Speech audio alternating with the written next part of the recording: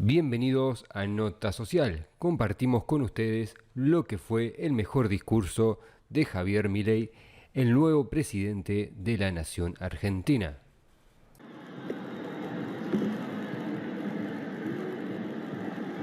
Hola a todos. Hola a todos.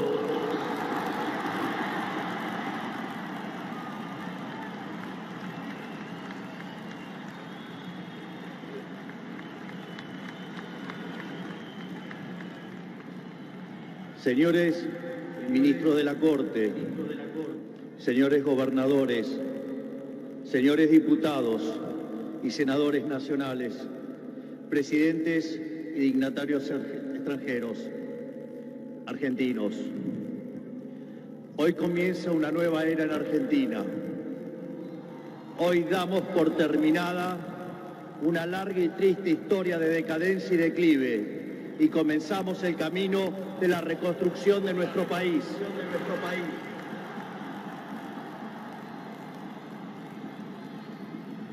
Los argentinos, de manera contundente, han expresado una voluntad de cambio que ya no tiene retorno. No hay vuelta atrás. Hoy enterramos décadas de fracaso, peleas intestinas y disputas sin sentido. Peleas que lo único que han logrado es destruir nuestro querido país y dejarnos en la ruina. Hoy comienza una nueva era en Argentina, una era de paz y prosperidad, una era de crecimiento y desarrollo, una era de libertad y progreso. Hace 200 años, un grupo de ciudadanos argentinos reunidos en San Miguel de Tucumán le dijeron al mundo que las Provincias Unidas del Río de la Plata no eran más una colonia española y que a partir de ese histórico momento seríamos una nación libre y soberana. Durante décadas nos enfrentamos en disputas internas acerca de cuál debía ser la forma institucional que nuestro país necesitaba. En 1853, luego de 40 años de haber declarado la independencia, bajo el auspicio de un pequeño grupo de jóvenes idealistas que hoy conocemos como la generación del 37, decidimos como pueblo abrazar las ideas de la libertad.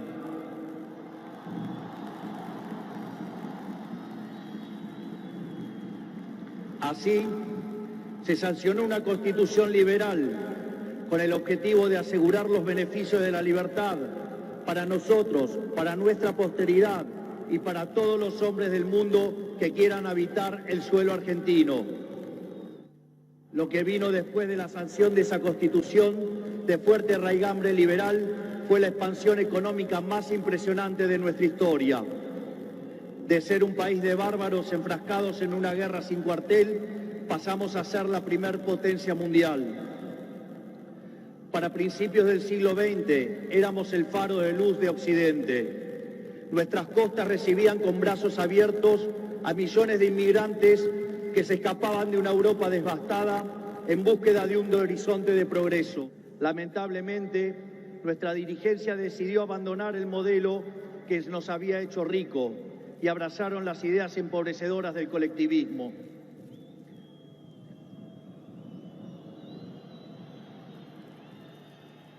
Durante más de 100 años, los políticos han insistido en defender un modelo que lo único que genera es pobreza, estancamiento y miseria. Un modelo que considera que los ciudadanos estamos para servir a la política y no que la política existe para servir a los ciudadanos.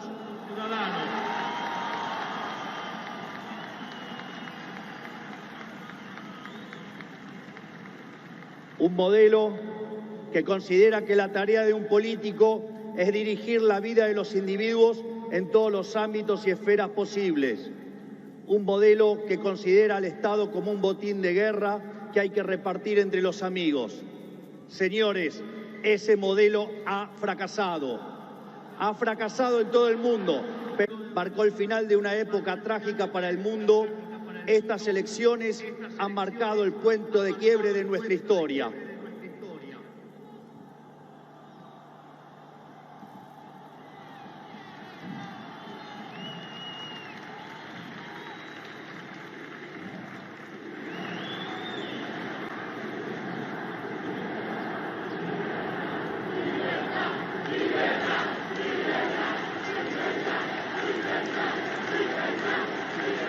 En estos días, mucho se ha hablado de la herencia que vamos a recibir. Dejen que sea muy claro en esto. Ningún gobierno ha recibido una herencia peor que la que estamos recibiendo nosotros.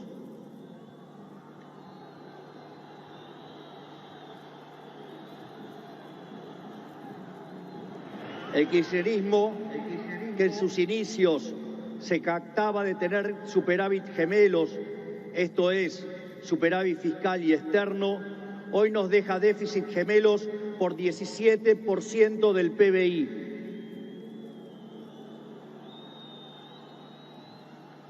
A su vez, de esos 17 puntos del PBI, 15 corresponden al déficit consolidado entre el Tesoro y el Banco Central. Por lo tanto, no existe solución viable en la que se evite atacar al déficit fiscal. Al mismo tiempo, de esos 15 puntos de déficit fiscal, 5 corresponden al Tesoro Nacional y 10 al Banco Central, por lo que la solución implica, por un lado, un ajuste fiscal en el sector público nacional de 5 puntos del PBI, que a diferencia del pasado, caerá casi totalmente sobre el Estado y no sobre el sector privado.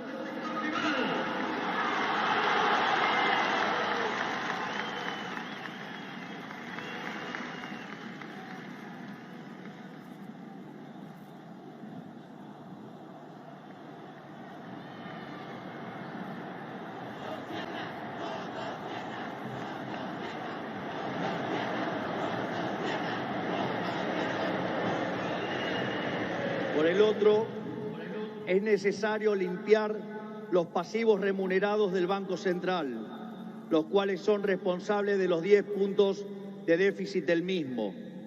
De esta manera, se pondría fin a la emisión de dinero y con ello a la única causa de la inflación empíricamente cierta y válida en términos teóricos.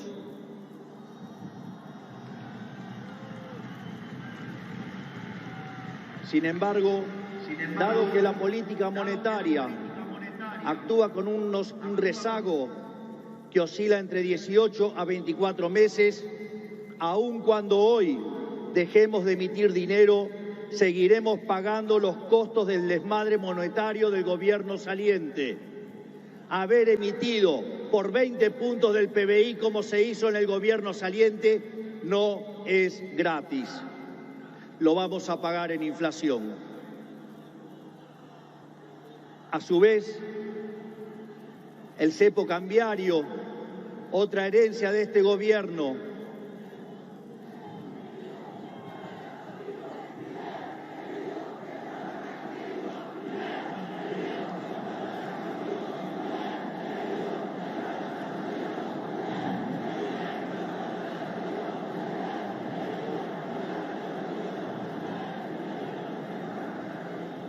a su vez, el cepo cambiario, otra herencia de este gobierno, no solo constituye una pesadilla social y productiva, porque implica altas tasas de interés, bajo nivel de actividad, escaso nivel de empleo formal y salarios reales miserables que impulsan el aumento de pobres e indigentes, sino que además el sobrante de dinero en la economía hoy es el doble que había en la previa del Rodrigazo. Para tener una idea de lo que eso implica, recordemos que el Rodrigazo multiplicó por 6 veces la tasa de inflación, por lo que un evento similar significaría multiplicar la tasa de inflación por 12 veces, y dado que la misma viene viajando a un ritmo del 300%, podríamos pasar a una tasa anual del 3.600. A su vez, tranquilos que no termina acá, la herencia sigue. A su vez, dada la situación de los pasivos remunerados del Banco Central, la cual es peor que la que había en la previa de la hiperinflación de Alfonsín, en muy poco tiempo se podría cuadruplicar la cantidad de dinero y con ello llevar a la inflación a niveles del 15.000% anual. Esta es la herencia que nos dejan una inflación plantada del 15.000% anual, la cual vamos a luchar contra uñas y dientes para erradicarla.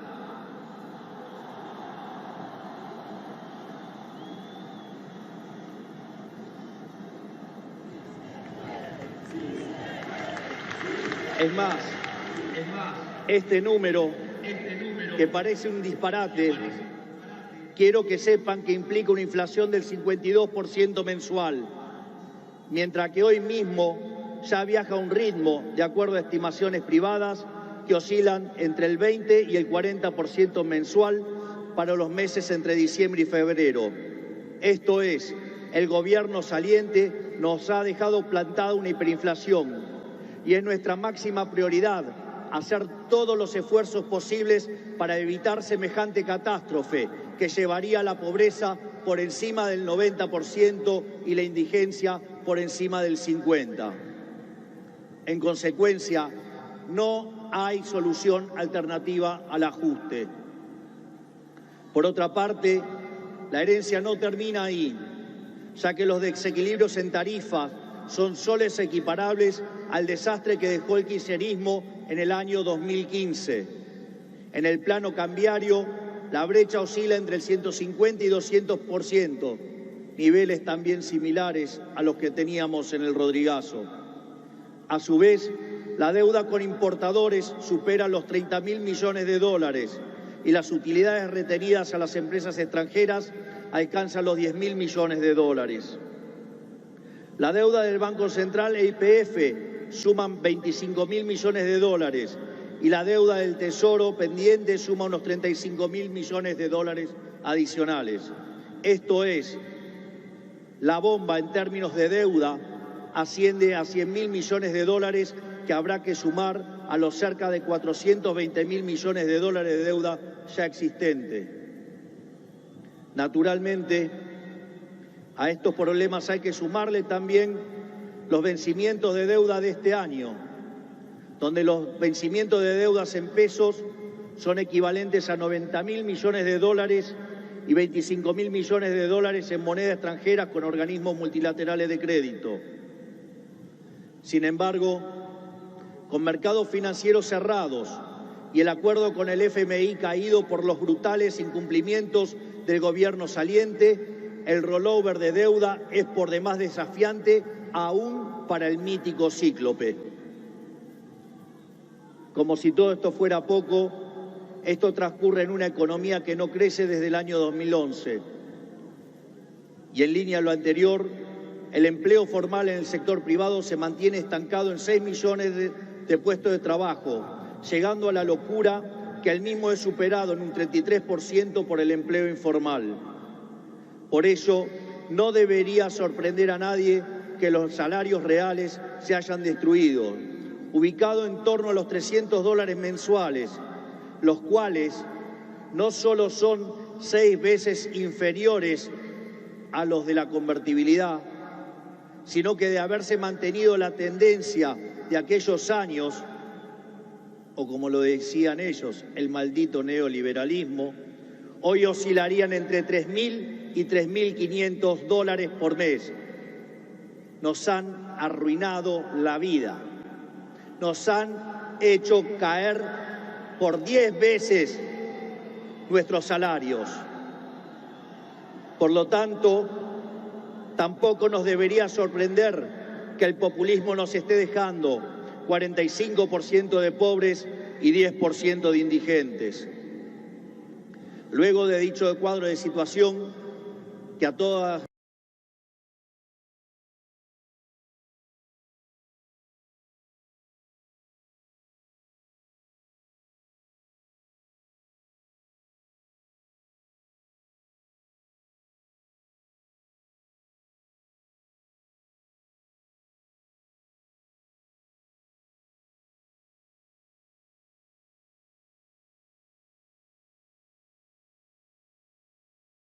luces parece irremontable, debe quedar claro que no hay alternativa.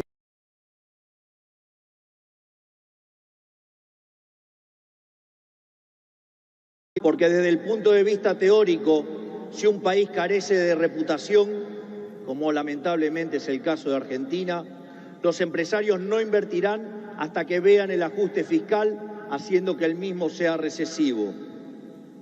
En tercer lugar, y no por ello menos importante, para hacer gradualismo es necesario que haya financiamiento. Y lamentablemente, tengo que decírselos de nuevo, no hay plata.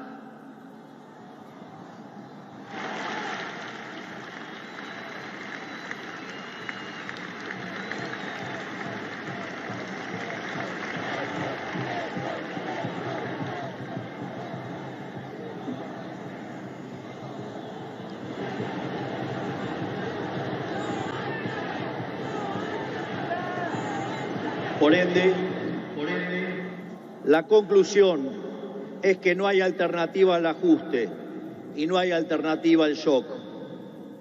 Naturalmente, eso impactará de modo negativo sobre el nivel de actividad, el empleo, los salarios reales, la cantidad de pobres e indigentes. Habrá esta inflación, es cierto, pero no es algo muy distinto a lo que ha pasado en los últimos 12 años.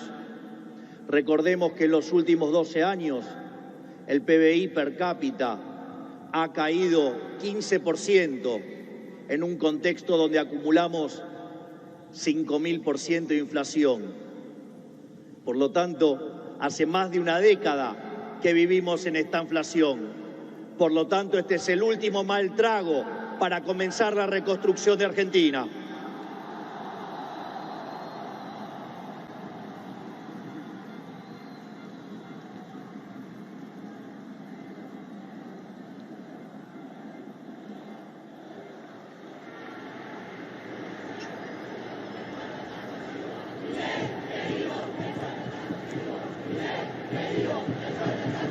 A su vez, luego del reacomodamiento macro que vamos a impulsar, el cual será menos doloroso cuanto mayor sea la caída del riesgo país y cuanto mejor sea nuestra contención desde el Ministerio de Capital Humano, la situación comenzará a mejorar. Esto es, habrá luz al final del camino.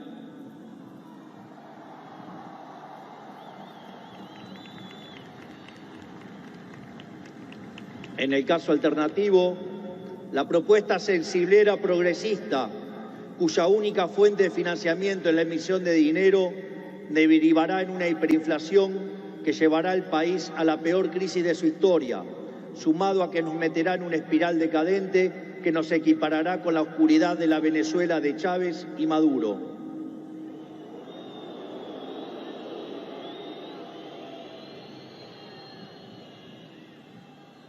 Por lo tanto, luego de semejante cuadro de situación, no pueden quedar dudas que la única oposición posible es el ajuste, un ajuste ordenado y que caiga con toda su fuerza sobre el Estado y no sobre el sector privado.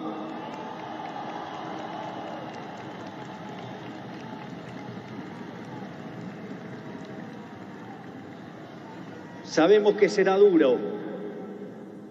Por eso quiero también traerles una frase sobresaliente de uno de los mejores presidentes de la historia argentina, que fue Julio Argentino Roca. Nada grande, nada estable y duradero se conquista en el mundo cuando se trata de la libertad de los hombres y del engrandecimiento de los pueblos, si no es a costa de supremos esfuerzos y dolorosos sacrificios. Pero nuestros desafíos no terminan solamente en el plano económico. El nivel de deterioro de nuestro país es tal que abarca todas las esferas de la vida en comunidad. En materia de seguridad, Argentina se ha convertido en un baño de sangre. Los delincuentes caminan libres mientras los argentinos de bien se encierran tras las rejas. El narcotráfico se apoderó lentamente de nuestras calles, a punto tal que una de las ciudades más importantes de nuestro país ha sido secuestrada por los narcos y la violencia. Nuestras fuerzas de seguridad han sido humilladas y maltratadas durante décadas. Han sido abandonados por una clase política que le ha dado la espalda a quienes nos cuidan. La anomia es tal que solo el 3% de los delitos son condenados. Se acabó con el siga-siga de los delincuentes.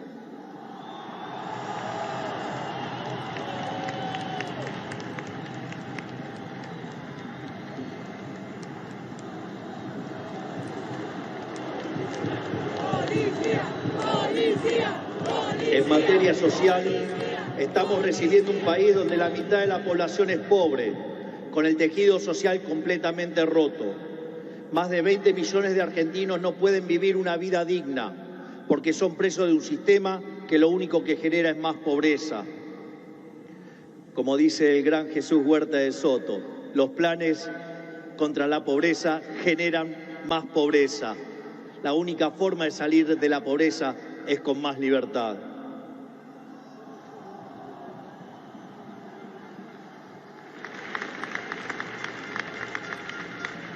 Al mismo tiempo, 6 millones de chicos hoy a la noche se irán a dormir con hambre, que caminan descalzos por la calle y otros que cayeron en la droga. Lo mismo ocurre en materia educativa. Para que tengan idea del deterioro que vivimos, solo el 16% de nuestros chicos se reciben en tiempo y forma en la escuela. Solo el 16%. Solo 16 de cada 100. Es decir, que el 84% de nuestros chicos no termina la escuela en tiempo y forma. A su vez, el 70% de los chicos que sí terminan la escuela no pueden resolver un problema de matemática básica o comprender un texto. De hecho, en las últimas evaluaciones PISA, la Argentina se encuentra en el puesto 66 de 81 y séptima en América Latina, siendo que Argentina fue el primer país en terminar con el analfabetismo en el mundo. Si se levantara Sarmiento y viera qué hicieron de la educación.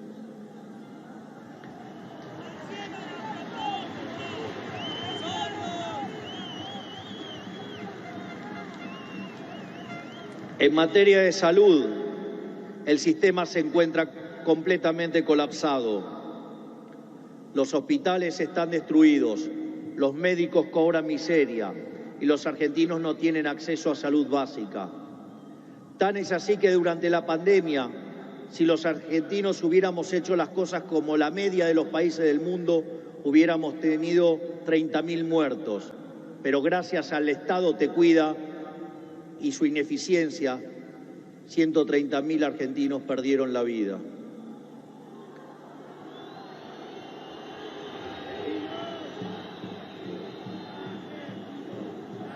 Ese es el estado presente del que los políticos tanto hablan, argumento que utilizan para justificar el aumento descomunal del gasto público que solo los beneficia a ellos. En todas las esferas, miren donde miren, la situación de la Argentina es de emergencia. Si miramos la infraestructura de nuestro país, la situación es la misma. Solo el 16% de nuestras rutas se encuentran asfaltadas y solo el 11% se encuentra en buen estado. Por eso, no es casualidad que mueran cerca de 15.000 argentinos por año en accidentes de tránsito. Lo que quiero graficar con todo esto es que la situación de la Argentina es crítica y de emergencia. No tenemos alternativas y tampoco tenemos tiempo. No tenemos margen para discusiones estériles. Nuestro país exige acción y una acción inmediata. La clase política deja un país al borde de la crisis más profunda de nuestra historia. Cada uno de ellos tendrá que hacerse cargo de su propia responsabilidad. No es tarea mía señalarlos. No buscamos ni deseamos las duras decisiones que habrá que tomar en las próximas semanas, pero lamentablemente no nos han dejado opción. Sin embargo, nuestro compromiso con los argentinos es inalterable. Vamos a tomar todas las decisiones necesarias para arreglar el problema que causaron 100 años de despilfarro de la clase política, aun cuando al principio sea duro.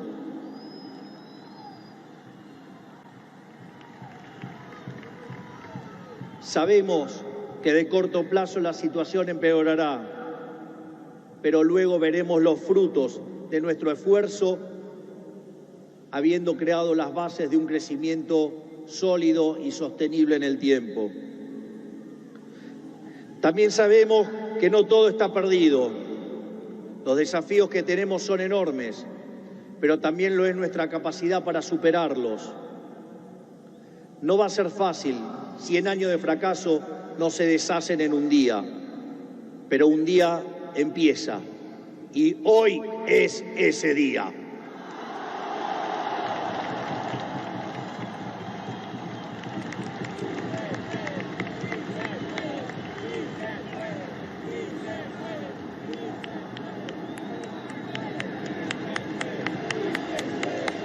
Hoy empezamos a desandar el camino de la decadencia y comenzamos a transitar el camino de la prosperidad. Tenemos todos para ser el país que siempre soñamos. Tenemos los recursos, tenemos la gente, tenemos la creatividad y, mucho más importante, tenemos la resiliencia para salir adelante. Hoy volvemos a abrazar las ideas de la libertad, esas ideas que se resumen en la definición del liberalismo de nuestro máximo prócer de las ideas de la libertad, el profesor Alberto Venegas Lynch, hijo, que dice: el liberalismo es el respeto irrestricto del proyecto de vida del prójimo, basado en el principio de no agresión, en defensa del derecho a la vida, a la libertad y a la propiedad, cuyas instituciones fundamentales son la propiedad privada, los mercados libres de intervención estatal, la libre competencia, la división del trabajo y la cooperación social. En esa frase de 57 palabras está resumida la esencia del nuevo contrato social que eligieron los argentinos.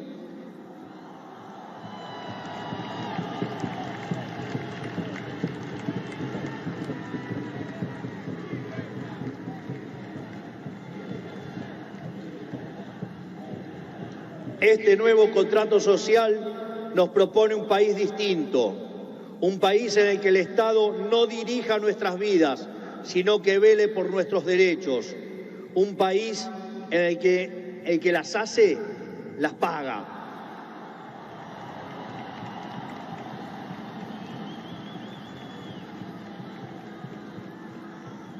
Un país en el que quien corta la calle violando los derechos de sus conciudadanos no recibe la asistencia de la sociedad. Puesto en otros términos, el que corta no cobra.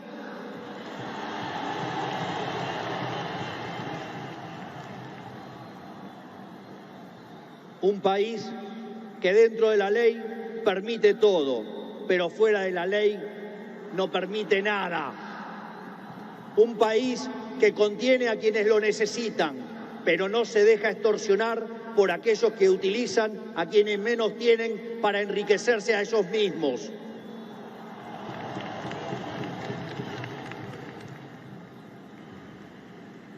En cuanto a la clase política argentina, quiero decirles que no venimos a perseguir a nadie, no venimos a saldar viejas vendetas, ni a discutir espacio de poder. Nuestro proyecto no es un proyecto de poder, nuestro proyecto es un proyecto de país. No pedimos acompañamiento ciego, pero no vamos a tolerar que la hipocresía, la deshonestidad o la ambición de poder interfieran con el cambio que los argentinos elegimos. A todos aquellos dirigentes políticos, sindicales y empresariales que quieran sumarse a la nueva Argentina, los recibimos con los brazos abiertos.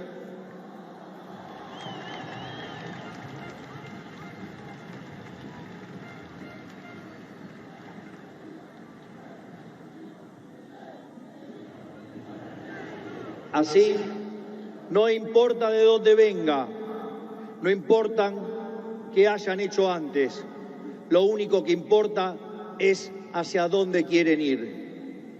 Aquellos que quieren utilizar la violencia o la extorsión para obstaculizar el cambio, les decimos que se van a encontrar con un presidente de convicciones inamovibles, que utilizará todos los resortes del Estado para avanzar en los cambios que nuestro país necesita. No vamos a claudicar, no vamos a retroceder, no nos vamos a rendir. Vamos a avanzar con los cambios que el país necesita, porque estamos seguros que abrazar las ideas de la libertad es la única manera en la que podremos salir del pozo en el que nos han metido.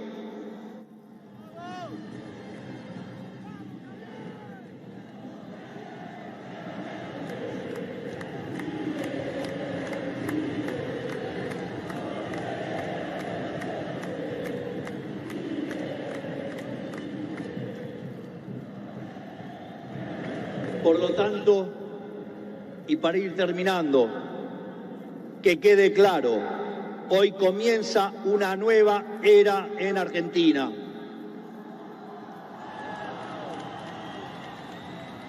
El desafío que tenemos por delante es titánico, pero la verdadera fortaleza de un pueblo se mide en cómo enfrenta los desafíos cuando se presentan. Y cada vez que creemos que nuestra capacidad para superar esos desafíos ha sido alcanzada, miramos al cielo y recordamos que esa capacidad bien podría ser ilimitada. El desafío es enorme, pero lo afrontaremos con convicción, trabajaremos sin descanso y llegaremos a destino. No es casualidad que esta inauguración presidencial ocurra durante la fiesta de Hanukkah, la fiesta de la luz, ya que la misma celebra la verdadera esencia de la libertad. La guerra de los macabeos es el símbolo del triunfo de los débiles por sobre los poderosos, de los pocos por sobre los muchos, de la luz por sobre la oscuridad y sobre todas las cosas, de la verdad por sobre la mentira. Porque ustedes saben que prefiero decirles una verdad incómoda antes que una mentira confortable.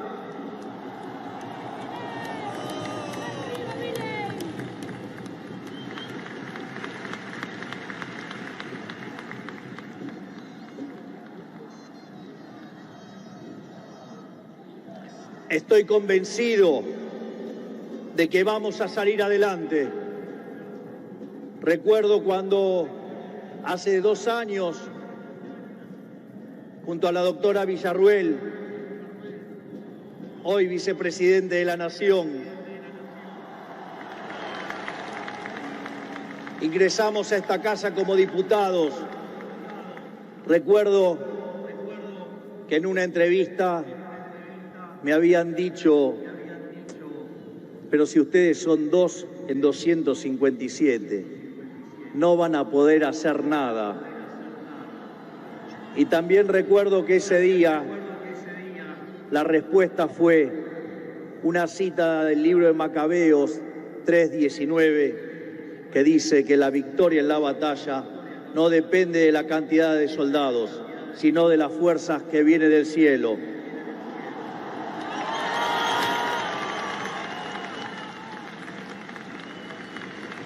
Por lo tanto, Dios bendiga a los argentinos y que las fuerzas del cielo nos acompañen en este desafío. Muchas gracias. Será difícil, pero lo vamos a lograr. ¡Viva la libertad, carajo! ¡Viva la libertad, carajo! ¡Viva la libertad, carajo!